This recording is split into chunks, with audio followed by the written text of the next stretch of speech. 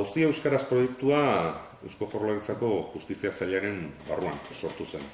Eta bertako hizkuntza normalkuntzako epaibi lantaldeak kudeatzen du. Proiektu horren bidez, ahalbideratu nahi dugu demanda bat Euskaraz tramitatu ahal izatea. Auzitegian aurkezten denetik, azkenengo epaia eman arte. Bide guztiak Euskaraz egin ahal izateko aukerak eta bideak emanez.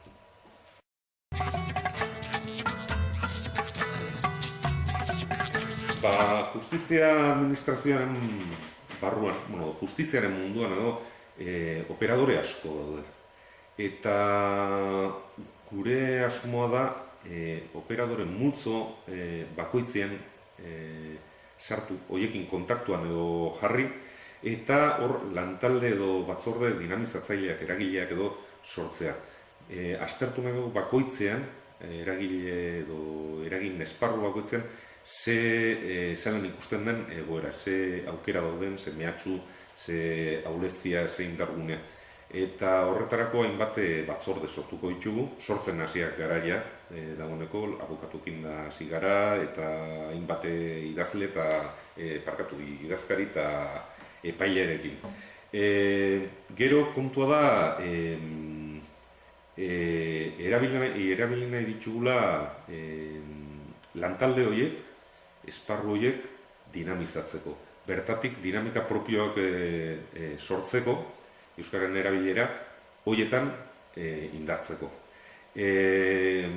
Gero nahi dugun beste kontu bat da, ematen diren pausuak eta eskura jartzen diren baliabideak eta ezagutarazi.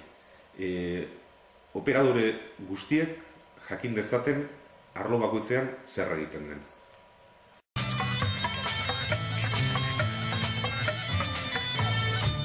Esan dudan bezala, justiziaren munduan operadore asko hartzen dute parte. Hor ditugu, epaitegietan epaileak, idazkari judizialak, epaitegietako funtzionarioak, fiskalak, auzitegietako medikuak, lantalde psikosozialeko langileak, eta epaitegietatik kanpore baditu beste operadore batzu. Hortxe ditu abokatuak, prokuradoreak, eta ezin dugu ahaztu unibertsitatea ere.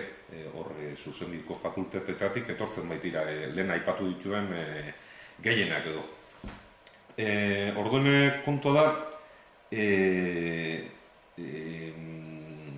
lantaldeak eta sortu nahi ditugula, operadore horiekin guztiekin, esparruan esparruko lantaldeak sortuz, eta gure asmoa da dinamika propioa do sortzea lantalde horietan.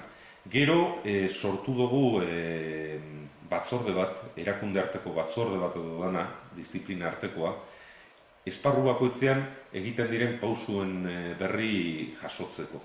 Eta Auzi Euskaraz proiektua aurrera eramateko ildo nagusiak jarriko dituna. Nolabaiteko bide horria ezarriko duena.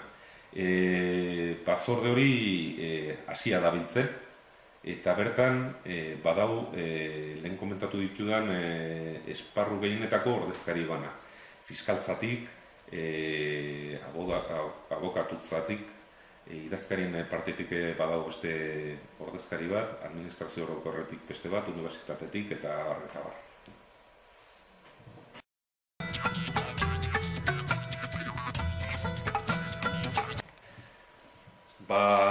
Asko eta asko egin da, baina oraindik ere askoz gehiago dago egiteko, eta horregatik ezin da esan nahikoa egin denik.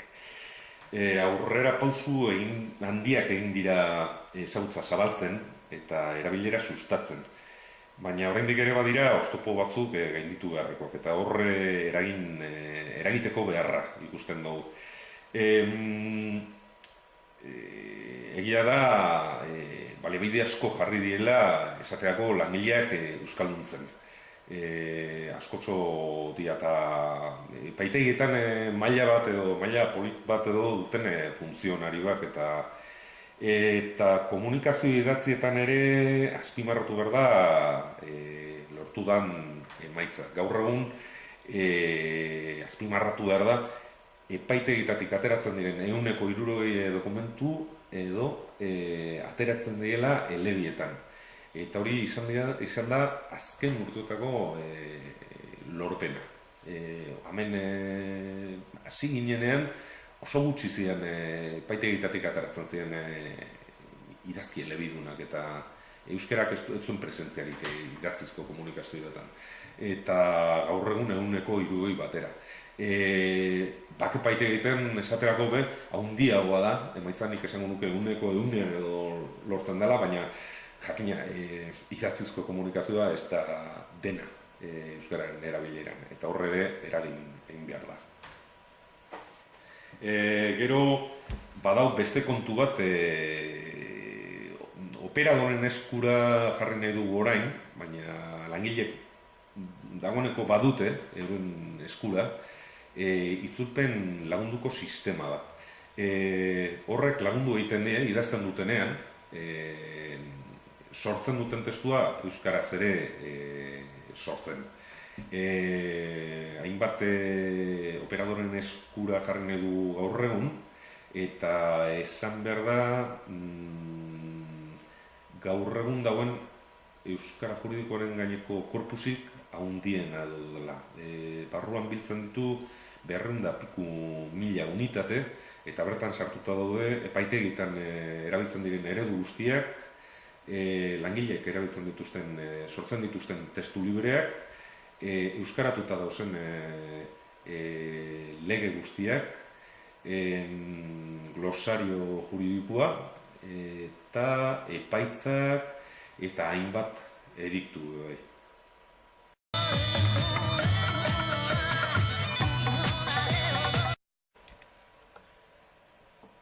Zailtasunak asko dira. Eta horregatik argi daukagu proiektuak epe luzerako ikuspegia behar duela.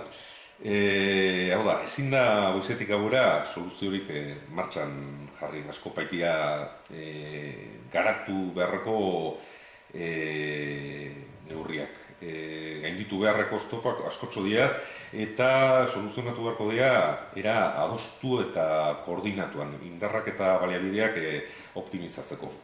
Lehen esan dut eta askotan azpimarratu beharko ditzake, justiziaren munduan esparru asko dauzela, arlo asko, eragile edo operadore asko, eta aginte esparru desberdinen menpekoak dira denak. Horrek zaildu ez, ia ezin asko bihurtzen du erabaki bakarra hartzea guztiak lotzen dituena.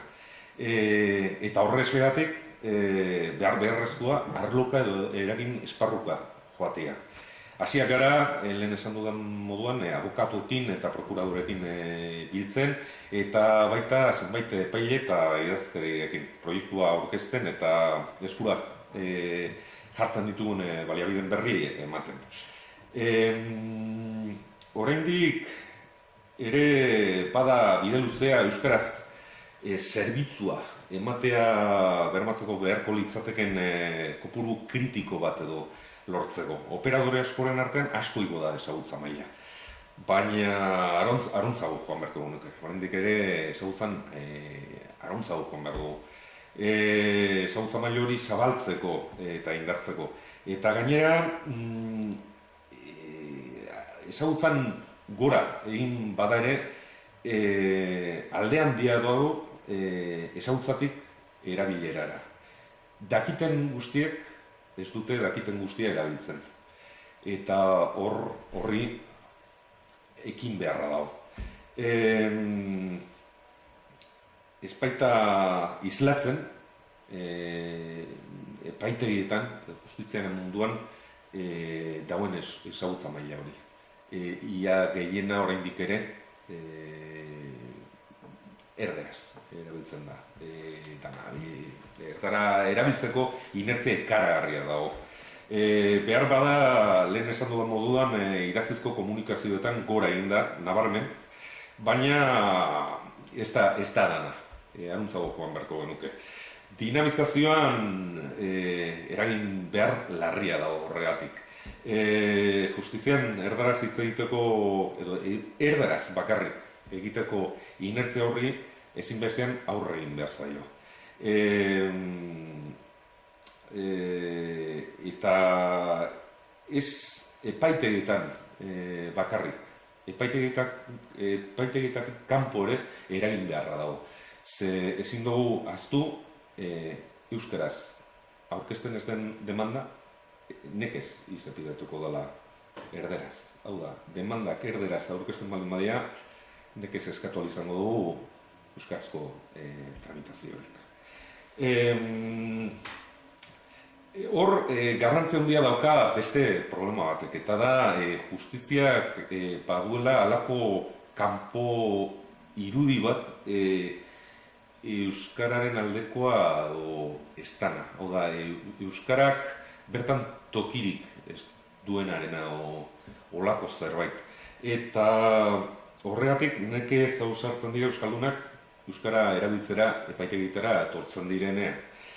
Baina jakina, era berean, kanpo irudi horrek elikatu egiten du barne irudi hori. Eta oso normala da entzutea epaitegietan halako kontuak edo esateko euskarak ez du balio justiziarako, euskara ezin da erabili justizian, euskara ez dago prestauta eta ez da egia, faltsua da. Naiz eta egiatik zerbait edo baduen, ez da egia, eta hor eragin beharra dago.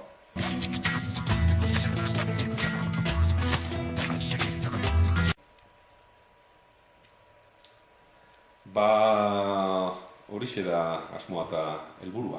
Herritarren hizkuntza eskubideak bermatzea. Herritarrak aukeratzen duen hizkuntzan zerbitzua eman ahal izatea.